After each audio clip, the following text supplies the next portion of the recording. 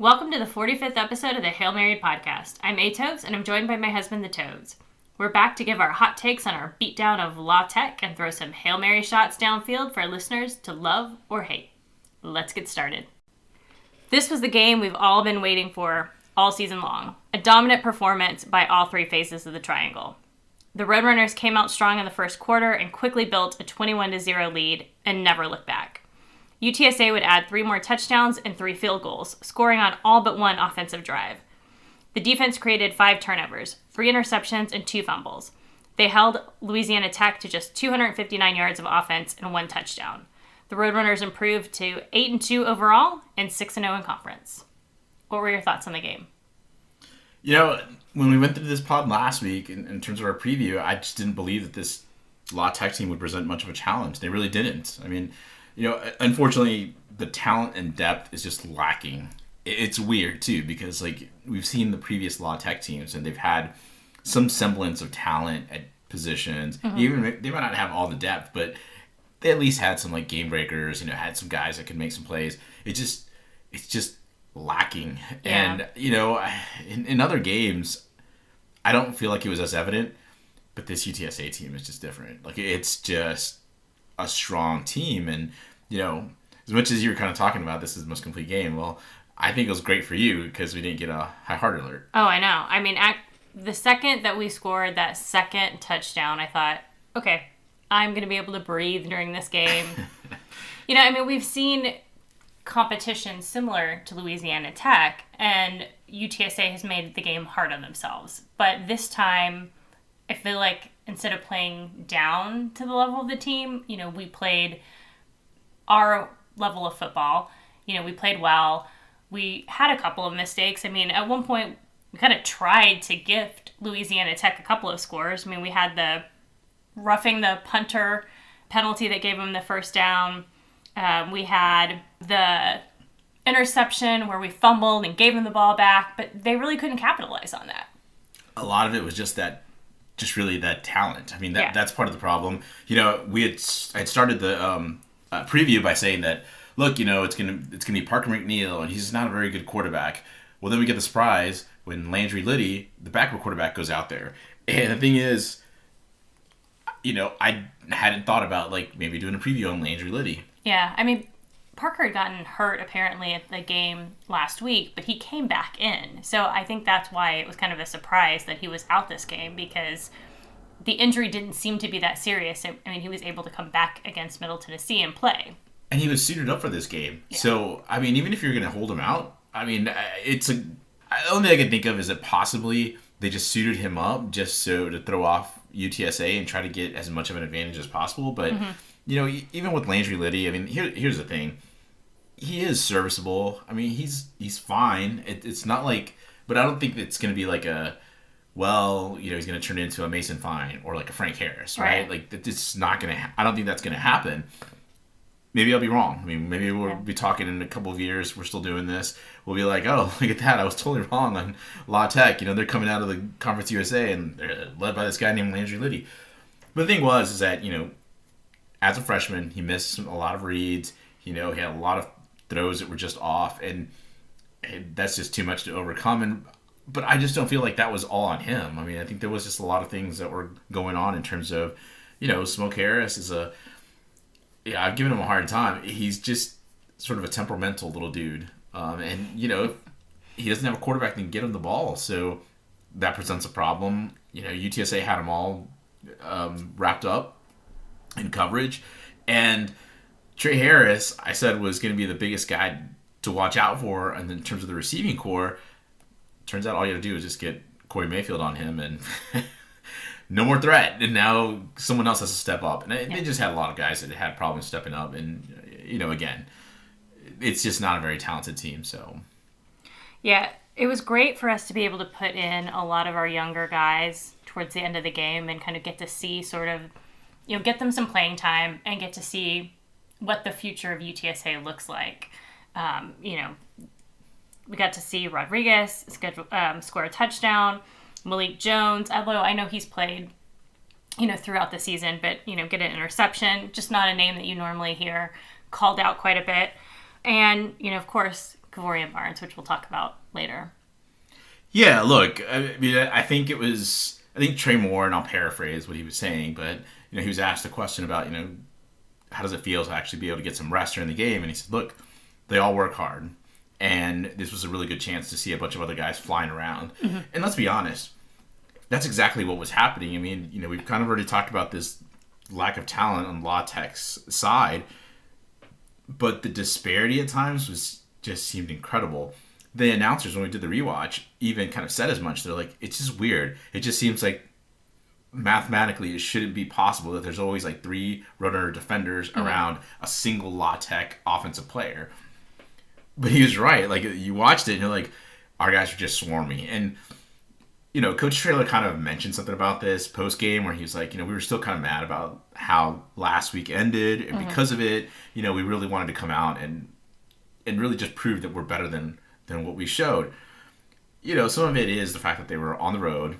So, things can happen. You're not at home, even though we talked about the fact that there really wasn't anybody at UAB Stadium. But still, it was good to see them still have some sort of chip and something to continue moving forward. I've talked about the fact that, some teams are like, have peaks and valleys just from week to week. This UTSA team continues to me to do this slow burn where they're just like, they kind of hit that low in the valley at UT, and then all of a sudden they're slowly kind of building up, and we're seeing it throughout the entire team in a lot of different positions. So you're right. I mean, it was fun to see all these players, but I think it's just a lot of guys also getting healthy and getting a chance to fly around too. Yeah, and one of the things that I think makes this team different is just watching how excited they get when you have the 2s and the 3s come in and they have a big play and they get to score, and just seeing how genuinely excited they are for those kids. Like when Justin Rodriguez scored the touchdown, the team pretty much emptied off of the sidelines to go surround him, and then at one point on the sideline they're picking him up I thought there was gonna be a penalty, by the way. I thought I was like, everybody's coming on the field to congratulate him, which is great, but we're gonna get a penalty here. And I think Traylor probably thought the same, but he was like, whatever. Right. It's the end of the game. Who cares? You get the penalty, right? But no, I mean, there wasn't a flag thrown. There was a lot of celebration too throughout the game. On some of those turnovers, the defenders would go to the end zones and start celebrating. You see that in the NFL. You don't see that in college. So I was like, is there going to be another flag? But you're right. I mean, it is special, right? I think they're just genuine for each other. You even see the 2s and 3s at times as the guys the first stringers are coming off. You see that celebration, but there's something truly special, like you said, when a guy like Justin Rodriguez scores that touchdown. All right. So with that, a little bit of gushing about some of these guys. Let's do a little bit more by just starting with the special teams. Look, outside of that long kickoff that they allowed to Smoke Harris, I just felt like we were great, specifically in the punt game where we did a very good job in terms of getting to the punter. You talked about the roughing the kicker. I don't believe that Traylor was going to be too mad about it because, honestly, you've got to be aggressive. Here you are having a chance to, I forgot how they put it on the Texas football. Republic football podcast. Where it was like, hey, here's your chance to get an opponent, put his face in the mud, and just keep rubbing him in. Rubbing it in the dirt, yeah. But it's also good to see these guys, again, fly around some and actually get there. After seeing Avery Morris completely whiff against North Texas, here's your chance to really put one away, and they almost did. So good to see it. Also good to see. I mean, Chris Carpenter didn't really get a chance to get any returns. I mean, he had 2 opportunities. One at the beginning of the second half, and then he had another opportunity after La Tech scored their only touchdown. That's it. He really couldn't make an impact there, but otherwise, I don't know that there's a lot to nitpick unless you want to do that and just nitpick and say, sure, this was, they could have been much cleaner there. But I think that's, again, one of the things that they'll probably take till next week and go, we shouldn't have allowed this long return.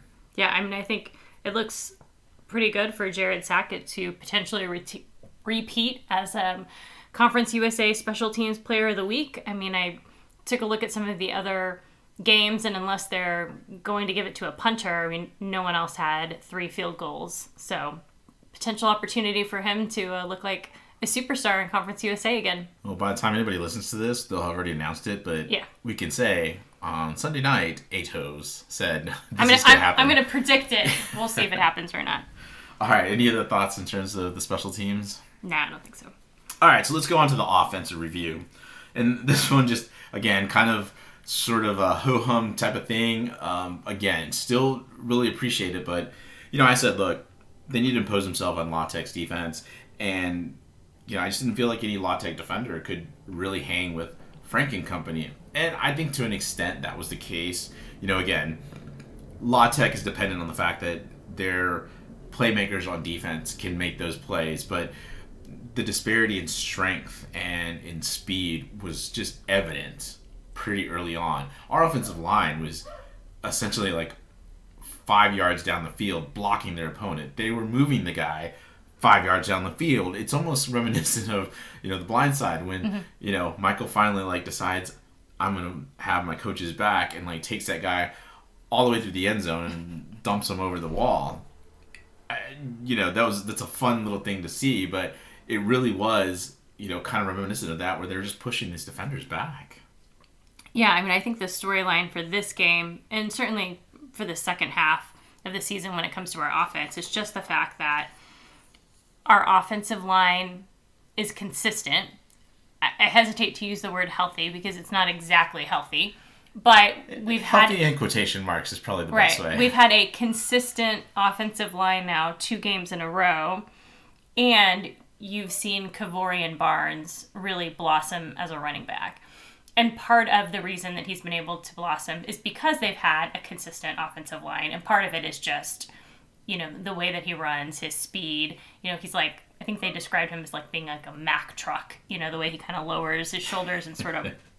smacks through guys. Well, we always joke with our friend Big Brown that it's he just finds the opponent and he wants to go hit the opponent. Yeah. And we saw that consistently. And even on his long touchdown one, when he got his first touch of the game, I told you, oh, look, he's going to take this and he's going to go straight to the La Tech sideline. He's going to go hit a guy off, that's sitting on the sideline. And then he kind of started angling to the La Tech sideline. I know you probably were not thinking that he would, but still, I know you were probably thinking, maybe Toes is right. Maybe he is going to go hit somebody there. Right. But I had kind of said this, kind of in jest in terms of, going to hit an opponent. And actually someone we know, Don, pointed out that he actually runs behind his pads. And what that means, if you don't know, is that he actually runs low so he can get leverage. And then he falls forward because of it. And, you see it pretty clearly. That's why he's hitting guys, because he's got the leverage. Bounce off of them. Yeah, again, speed, power, I don't know, but he could be the most complete back we've seen at UTSA to this point in its history. And that's to include Sincere, and that's nothing against Sincere or any other previous running back, but it's impressive to see this guy really come on the field and make the most of his time. Yeah, and the other thing about him, if you're going back and watching some of the games, when Kevorian does not get the ball, he will have the most amazing blocks, and he'll just annihilate guys that he's trying to if he's blocking for, a wide receiver or something, you can just see kind of in the back, in the background, you'll see Kevorian just nail someone. So apparently he really does like to throw guys around. He's physical, and absolutely. I think Brandon Brady is getting a little too old to be going and hit someone. Not that he's probably had enough injuries that he's look, I'm right. I gotta save myself here a little bit. Well, that's where I was gonna go with it. I didn't really want to say that he's not physical at all, but yeah, Kevorian clearly is a heat-seeking missile. He's the heat is the opponent, and I'm gonna go hit it, and you're gonna suffer all the the pain from it. Going back to your offensive line comment, I obviously there's a lot of guys that are starting to get healthy, and we've seen so many guys throughout the year on the offensive line that I also think, as you said, kind of they're getting more time with each other. Honestly, I get that. However, I also get the fact that these guys have also been playing together since, probably the early summer, and they've probably been interchanging who's in at what position. Mm-hmm. I just want to call out Maka, just because of the fact that I said before the season that I thought one of the areas he had to work on was his snaps. Looking back, I think a lot of it was the fact that I don't think he was completely healthy at all last season. He got injured early against Illinois, and I think he was compensating because you could see some of those snaps just go wayward at times. And it was weird because, you knew the consistency of Maka. And so it was odd to see all of this happening. This season, he has been the rock. I mean, he is the one that has kept that line together, right, regardless who's been in there. So, I just really wanted to, again, take a couple minutes to just, again, appreciation for this guy because, honestly, he's a scholar. He's done some, honestly, really great things off the field. Done some community service. And the fact that he consistently performs well on the field as well and has kept this offensive line together, along with, his captain, Frank Harris, just a moment to just be able to just be grateful for the fact that we've had some consistency somewhere. Yeah. One of the questions we had going into this game was, with JT being out, what was the offensive look going to be? Would they stay in 11 personnel? Would they play more 12 personnel? It looked like they started the game with 12 personnel. They had Dan Dishman in. They did kind of do a little bit of both, 11 personnel, a little 12 personnel. But, we did get to see a really spectacular catch by Gavin Sharp. 47-yard pass, his longest career, or 47-yard reception, his longest career reception. So, again, good to see somebody who hasn't really gotten a lot of playing time come in and make a big play. I've said it before, Frank at times has an embarrassment of riches. Who does he throw to? Because he's got just a bunch of weapons. And the fact that you've got a Gavin Sharp who, to me, would probably start on this La Tech team is actually a third stringer in our team. Yeah. It says a lot. That said, you're right. I think because, again, of all the weapons, that gives this offense so much more flexibility in terms of being able to start in 12 personnel, start in 11 personnel, whatever. They're still they're gonna run or pass. It doesn't matter. They're still gonna take it down the field on any defense. So, just honestly, just a lot of fun to watch. One record to note: Zachary Franklin has now caught a pass in 42 straight games. It's the longest active streak in the FBS, and he was also the first Roadrunner to reach 3,000 career receiving yards, even though he had a quiet game. I was going to go with that. I was going to say that you had told me off, away from the podcast. I was like, hey, he just had a really quiet game. Hey, who else did? Was Frank Harris. Mm-hmm. Frank was pretty quiet. I mean, it's pretty easy day when you can just hand off to your running backs and they'll just break off long runs. Makes it a whole lot easier for a quarterback. Both those guys had quiet days, but they also got a nice rest. Mm-hmm. And I don't know about you, but I wanted to bring this up real quick. I almost felt like they had left Frank out there a little too long because he had that stretch there in the third quarter where he had that sort of long run where Kevorian knocked a lot. I think it was a defensive back. Yeah. Knocked him silly. The guy kind of took a little twirl after he got hit by Kevorian. And Frank busts off a long run, but he gets caught up from behind. And I was like, oh man, that's how you get a sprained ankle. And then he does another carry right after that. And then Traylor immediately pulls him. I get that Frank's a competitor, but at this point, there's probably nothing more devastating for the rest of our season unless Frank gets hurt. And sure.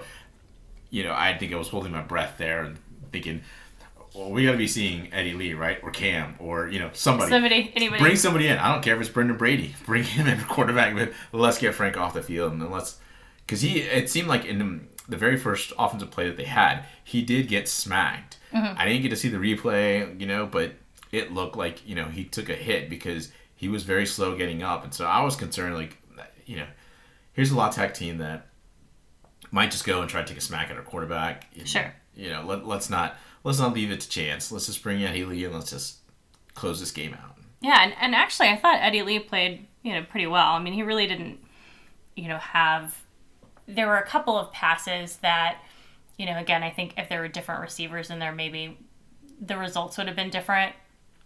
But it was nice to see his little scramble there, because that's not something we've really seen from Eddie Lee. When we think of him, we think more of a pocket passer than a scrambler. So it was kind of interesting to see him, really kind of run around in a circle. At one point, I mean, it was almost like a little Dalton Sturmish as he was running around in a circle to get out of there. Well, I think he did run around some in high school, but I think it was just his agility at mm-hmm. times and the way he was able to make some sharp cuts that really surprised me. But then again, like I said, just the strength and speed of UTSA just overall really popped when La Tech's defense was out there. So let's go on to the offensive player of the game. For me, it's pretty easy. He didn't have many carries, but obviously he was pretty spectacular. It's Kevorian Barnes. 103 yards, 2 touchdowns on 11 carries. Again, not much action, but once again, he's just, anytime he touches the ball, it just seems like something big's going to happen. And, if you're going to have that kind of impact, it's going to be pretty easy to, have a pretty light game, don't you think? Yeah, I mean, the fact that he scored 2 touchdowns on his first 2 carries was pretty impressive. What's even worse is the fact that, as he kept carrying the ball, his, yards per gain were, going down. And I was like, well, I mean, obviously you can't just go 40 yards every single time. Right. But, I mean, the fact that every single time it's, going down, it's it's going to look worse than it is. But, yeah, he could have busted a whole lot more. Let's go to the defense. Honestly, very good defensive display. I had talked about in terms of the, some keys were to pressure Parker McNeil. Well, McNeil didn't play. They still were able to pressure Landry Liddy, though. Mm-hmm. And they forced some throws from him. Obviously, 3 interceptions. Not exactly something he was probably planning on. But, I thought that they not only covered these La Tech wide receivers, which, another key was limit the yak of wide receivers, specifically Trey Harris. They just were not able to get any breathing room from this UTSA defense. It really was swarming.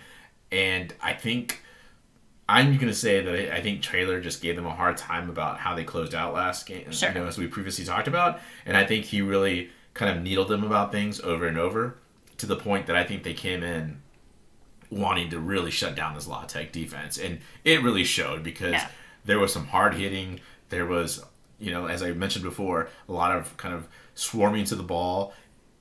La Tech really just didn't, they just did not have much of a breath to take once they got the ball. It felt like UTSA was on them right away. Right. I mean, they held, like I said before, they held Louisiana Tech to only 259 yards of offense, which is pretty impressive. Yeah, considering that this team has, had some problems. I mean, what I mean is UTSA having some problems stopping. I mean, they gave up over 500 yards of offense to UAB, a limited UAB offense that, obviously they should have shut down more. But, I was just impressed. Again, we've talked about the fact that, look, against Texas Southern, they gave up 400 some odd yards, which was incredible, the fact that they had allowed that to an FCS team. We had some trepidation in this game because we thought, well, La Tech still is running the air raid. They could do some things. But, I think UTSA, again, they continue to build on every single game, and they're just getting better and better. And let's talk real quick about Trey Moore. What a budding star. All I could see is, again, him getting in the backfield. Most importantly was that when they were having it looked like a red zone trip, Trey Moore went and basically almost took the ball away from Landry Liddy. Liddy had no idea that Trey Moore was coming. Right. And all of a sudden, you just see Trey Moore. It looked like he was getting the handoff from Liddy. So he was able to force the fumble. We recovered. Again, just a dominant performance. The defensive line, again, dominant. Really took care of that offensive line. It, again, close to complete. Obviously they want to have that touchdown that they allowed back because wasn't the best of showing there. But, again, that's a nitpick because these guys really, I thought, played just a great swarming defense all game.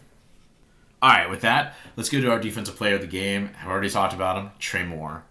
5 tackles, 3 solo, 1 sack, 1.5 tackles for loss, a forced fumble and recovery. There's probably other guys that I probably could have highlighted. Corey Mayfield, who essentially, like I said, shut down Trey Harris. Clifford Chapman had another heck of a game at safety. Talk about any of the defensive linemen. But Trey Moore, to me, again, is a budding star. And he's close to putting up almost the same stats as Clarence Hicks. And it doesn't feel as dominant as Clarence Hicks did last season. But I think maybe it's because we've romanticized what Clarence Hicks did last season. Mm-hmm. And now we're seeing it from a younger, even better player that I think, it's just cool to see how he's going to develop in the next few years. So before we talk about what we learned from the game, let's talk about what we learned before the game. we learned that Trayvon Bradley is no longer with the team. It's, on one hand, interesting. On the other hand, it's like, I mean, I don't think that he'd necessarily fit with UTSA. I think there was some problems at times, when he was on the field. Like, you've got to be pretty good to get on the field here at UTSA. And that's something that we probably wouldn't have thought to say 10 years ago. Right. Or at least hope that we would be saying 10 years ago. But, I don't know. I mean, I think he had opportunities. He just never differentiated himself from anything. Yeah, I was going to say, he had more snaps over the last 2 years, in my estimation, than Tyke did. But it feels like Tyke has done a better job of taking advantage of those opportunities when given on the field, where Trayvon, I mean, I know there are a couple of times where I was like, every time we throw to him, I feel like he drops it. And that's not necessarily the truth, but it just didn't feel like he was consistent.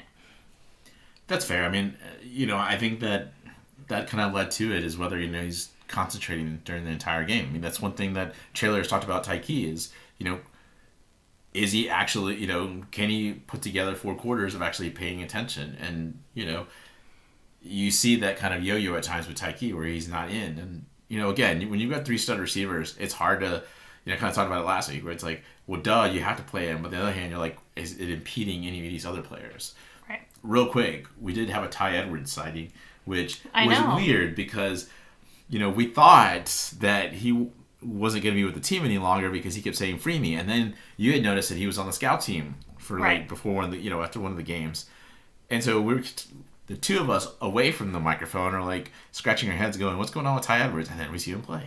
I know. So, apparently he's still there. Hopefully, he takes advantage of his opportunities, although it wouldn't be surprising, I think, to anybody if we found out at the end of the season that he transfers. That's a good point. Though I think he might be a nice sort of Billy addition if he wants to be. Yeah. Wants to take that role of, what I mean is, if nobody remembers, it's BJ Daniels. Mm-hmm. They're both similar. You said he's similar in the way he runs, and, but who knows if it's similar in the way he's selfless like BJ Daniels was. Right. So, to your point, if he transfers. Good luck to him. Otherwise, it wouldn't be necessarily bad to have him back there just as a veteran presence, and especially a big guy that could maybe get us a couple of those tough yards, short yards, if we ever need them. Yeah, and one of the things we learned after the game, I'll go back to during the game, but after the game, just to kind of piggyback on top of that is, Traylor and his nicknames.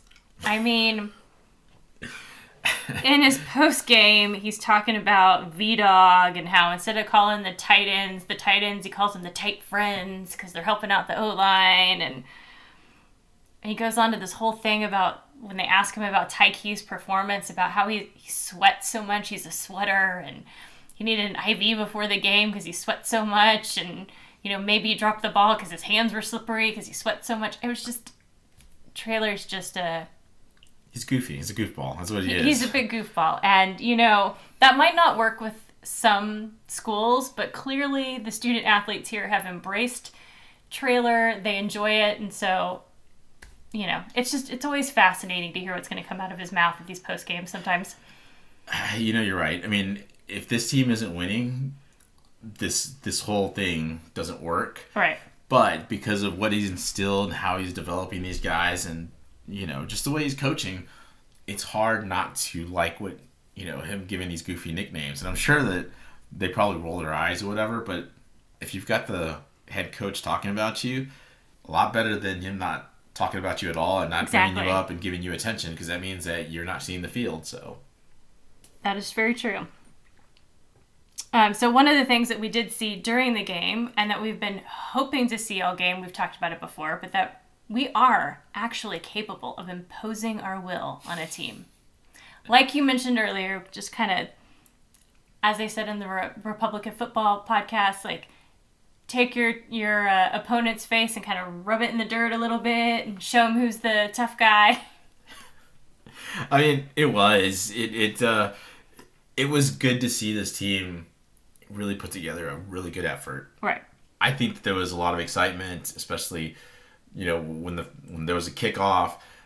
But I think as the game went on, I think the only drawback to the fact that they dominated La Tech so much was they just got a little boring. Right. They were still making a lot of great plays, But yeah, it's hard to stay engaged when you're up 44 and you're wondering if you're going to get to that 51 at the very end versus, those high heart alert games. But you know what? We all needed to take a little breather. So I was happy to see that kind of game. Didn't have to go and threaten to send, health receipts over to UTSA Athletics Yeah, anymore. absolutely. So, cool. But one of the risk of, having a really high scoring game, like you mentioned, is that people leave early. And so when they unveiled our big fourth quarter new tradition of the let's go 2-0 flag, there weren't as many students in the student section, although still more than we would have seen, a couple of years ago. In the best of times, a couple of years ago. Yeah, exactly. They still didn't have to, bring people from other sections over to help us. Or the band, essentially. Yeah. The band was usually the one that was doing it. But no, I mean, I still, in my opinion, I don't know why we need the flag. We have this obsession with flags. I get it. There was 6 flags over Texas, and we feel like we need to add a 7th one for UTSA. Apparently. But for me, it's cool. I still think there should have been something around triangle of toughness. I know that that's more of a trailer thing, but I think that that's something that we've had different traditions that have come and gone. So the triangle of toughness sort of celebration, which was what the players do. I feel like there's an opportunity to use that for a few years and, get some use out of it before you try to do another fourth quarter tradition. But the most important thing that we learned from this game is that we continue to control our own destiny in Conference USA. While we haven't technically clinched a spot in the finals, we have clinched at least a spot in the finals with this win. And there would really have to be a series of unfortunate events for us to not host the conference championship game. It would be bizarre, yeah. I mean, but, the advantage of the way our schedule was set up was the fact that you could actually have an easier sort of finish to the season, so to speak. These next 2 opponents, Rice and UTEP, they finish your Texas triangle, which you wanted to have completed for the longest time. I know, we got to win both of these guys. Got to win them both.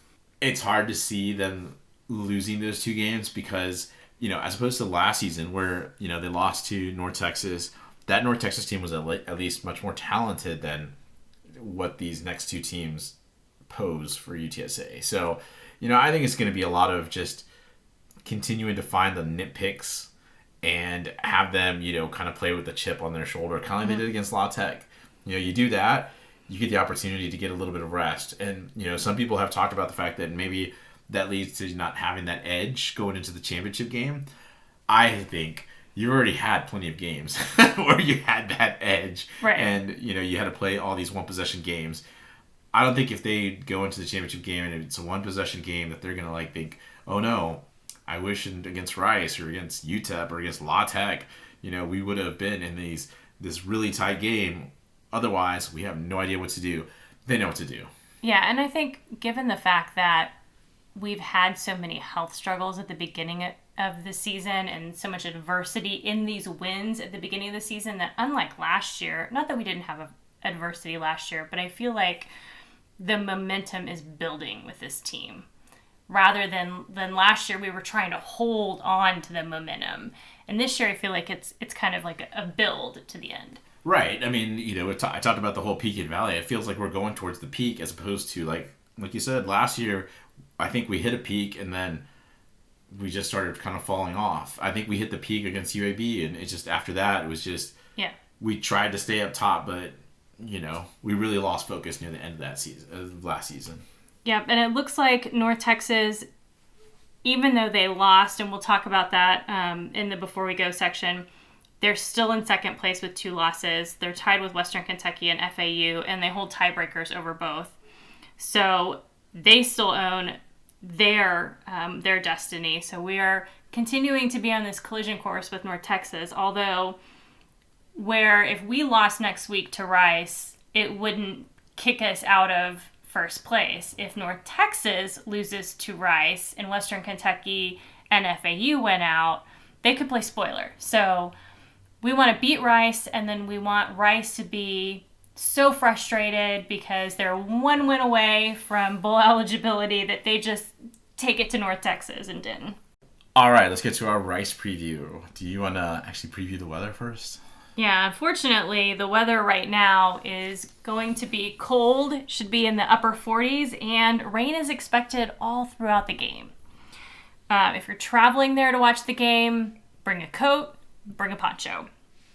That's what we will be doing since we are hoping to go to the game and hoping that the rain perhaps will hold off until at the end. Yeah, I mean, look, I'm sure you can think it's shades of North Texas next year, or last season. Yep. I think it's probably going to be a little. Weather's going to be better than it was against North Texas. We just happened to catch, a certain front at the time that the North Texas came around. So, for this one, I just don't see that's necessarily going to be the case. And I'm trying to say that in terms of speed into existence because I don't want to be sitting in the rain or standing in the rain, especially this cold. Let's talk about Rice, though. Rice is 5-5 overall. They're 3-3 in CUSA. Overall, UTSA leads the series 6-3. Kind of weird because Rice won the first 3 games of the series, and now UTSA has won 6 in a row. It's been sort of a back and forth series in terms of how these teams at times have been competitive. There have been some competitive games at times. There have been some games that haven't been competitive. Last year's game was not competitive. 2019 was. Last year's wasn't. We skipped 2020 because UTSA was dealing with COVID issues and some other injury issues on the offensive line. Because of it, it got canceled. I think there was one time in college football history where forfeiting is okay. I know it didn't end up forfeiting, but it felt like it was a forfeit because of the fact that there really wasn't any other reason not to be able to play this game. Let's get to talking about head coach Mike Bloomgren for Rice. Look, he's under fire and could be gone by the end of the season. I talked about him being possibly gone before this point in the preseason when we talked about it in the preseason because I just don't really know what these expectations are for Rice overall. I mean, look, he's got him close to bowl eligibility. Whether he gets it there or not, he's got to win either against UTSA, North Texas, or beat both to really solidify a bowl. I just don't see that that's necessarily going to happen. I mean, crazier things have happened. But I think in terms of, you think about Rice, I always think about how they beat up on UAB. Because UAB just seems to kind of let their guard down and just doesn't seem to play well against Rice. Mm-hmm. That said, I just don't feel that way about UTSA playing Rice. For whatever reason, and I think it's maybe because of the fact that we built up a 6-game winning streak, I just kind of see Rice as a W because they just don't have the talent and depth that, a UTEP or even a North Texas could bring to a game and really give UTSA more of a challenge. Let's talk about their offense. 10th in total offense in CUSA out of 11 teams, 359.2 yards per game. They're 7th in scoring in conference games at 25.7 points per game. They're 4th in red zone offense, so once they get into the red zone, there's a good chance that they put a score up. The thing is remember, this puts up touchdowns and field goals, so they just don't score that many touchdowns, unfortunately. UTSA, in comparison, is number 2 offensively, and UTSA in the red zone. So, you kind of get to see, the disparities between the two. Now, let's just remember that with UTSA, though, they don't always get in the red zone. There's they have been ripping off a few long runs, a few long passes. So, there are some scores that they just don't ever get to the red zone. That's just not the case with Rice. Rice's offense is not built for something like that. I give you, essentially, example number 1, TJ McMahon. He's actually really beloved by PFF. He's got a 75.4 grade. However, he's just, I would say, an okay quarterback. He completes about 60% of his passes. I've talked about how that just isn't great. But it's not because he lacks necessarily accuracy. It's because at times he presses and he's trying to make a play. And really that's what's kind of helped Rice have success. He has scrambled around some.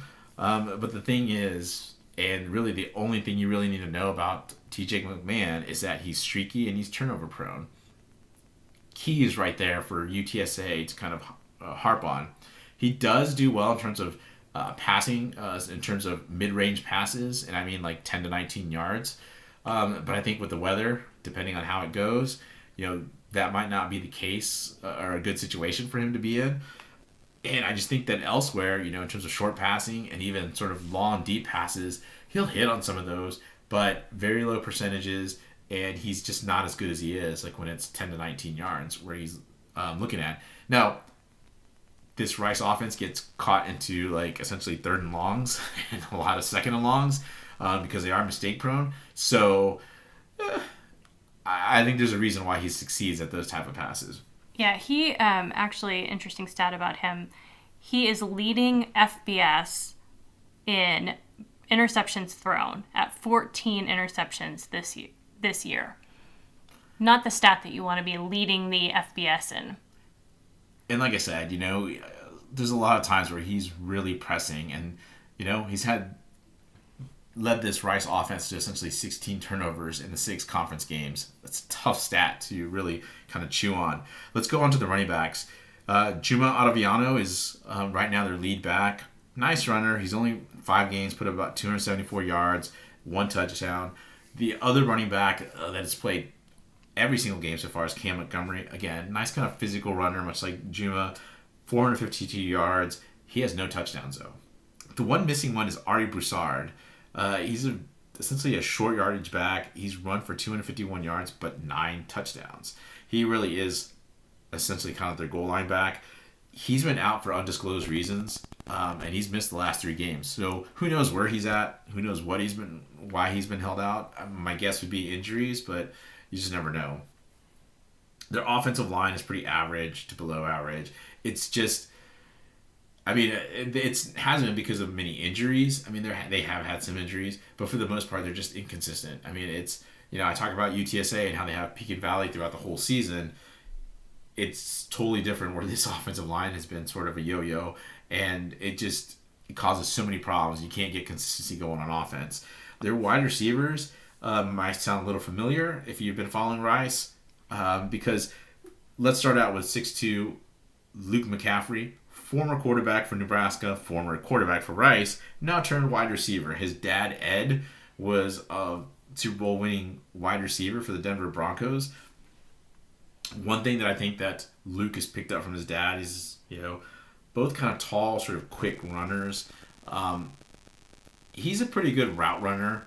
Again, though, you have TJ McMahon over there trying to throw him passes, and I still think McCaffrey's learning the position, but I think he could be a serviceable player for Rice, and he really is, because he's their leading pass catcher, 51 catches, 656 yards, and 6 touchdowns. He can make plays, so one guy we got to watch out for. The other guy is Brent Rosner, who is 6'5". He's caught 35 passes for 733 yards. You see that there's a little bit more yardage there. He's a little more big play. He's caught 8 touchdowns. He's a really tall, long stride runner.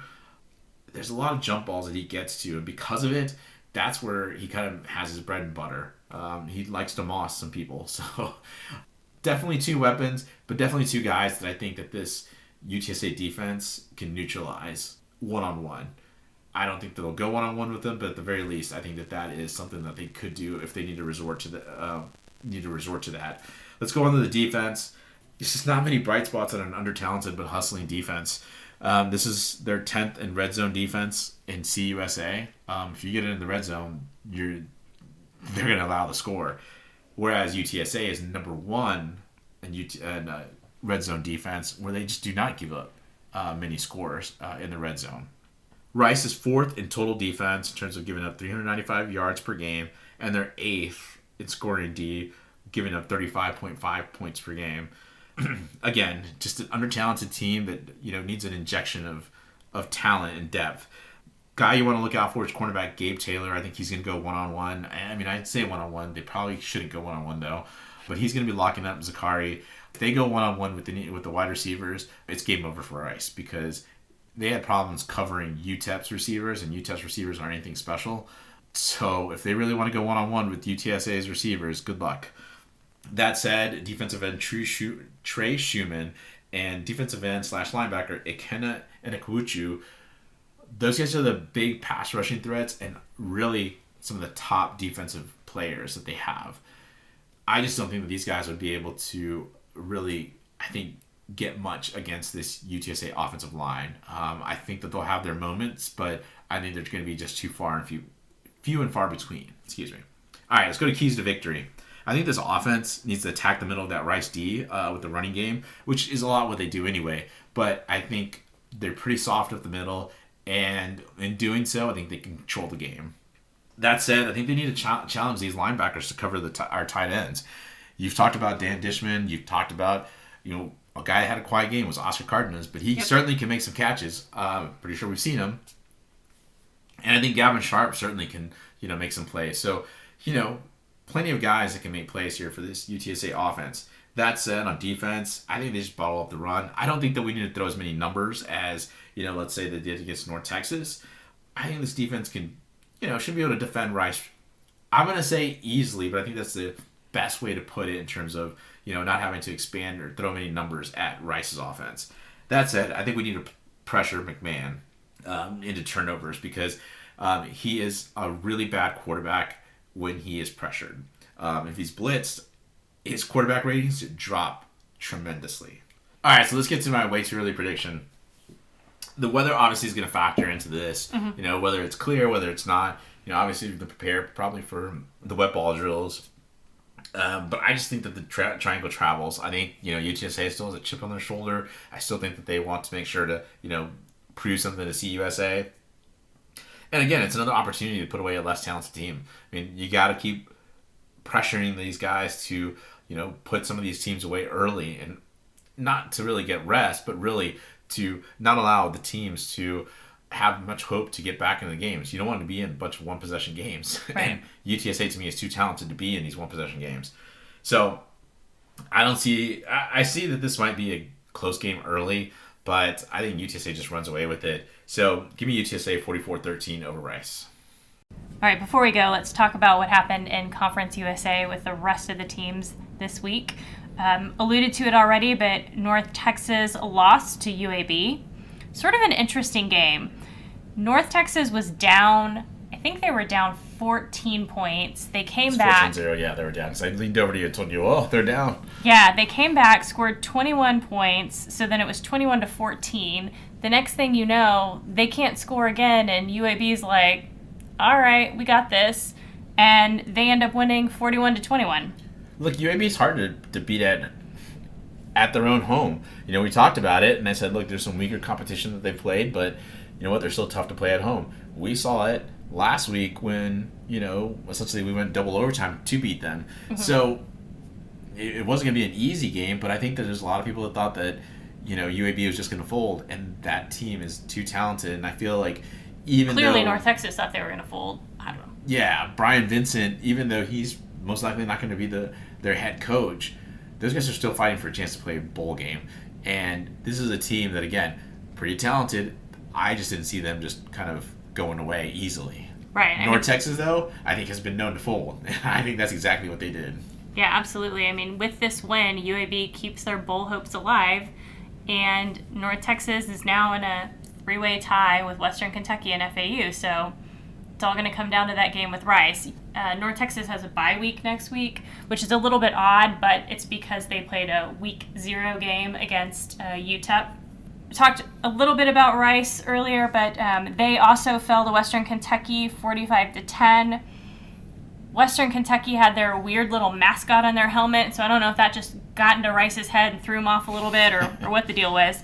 But Rice played very poorly. As the Roost, which is the paper that covers Rice, said, Houston, we have a turnover problem.